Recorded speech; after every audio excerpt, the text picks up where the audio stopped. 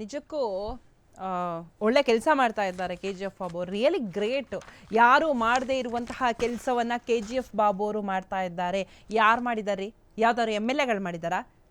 ಯಾವ್ದಾದ್ರು ಎಂ ಪಿಗಳು ಮಾಡಿದಾರಾ? ಹೋಗ್ಲಿ, M L ಎಗಳು, ಹಾಲಿ ಎಮ್ ಎಲ್ ಎಗಳು, ಹಾಲಿ ಎಂ ಪಿಗಳು ಮಾಡಿದಾರ? ಬೇಡ. ಎಷ್ಟೊಂದು ಜನ ಬಿಲ್ಡರ್ಸ್ ಇದ್ದಾರೆ, ಎಷ್ಟೊಂದು ಜನ ಶ್ರೀಮಂತ ಉದ್ಯಮಿಗಳಿದ್ದಾರೆ, ಎಷ್ಟೊಂದು ಜನರ ಹತ್ರ ಕೋಟಿ ಕೋಟಿ ದುಡ್ಡಿದೆ.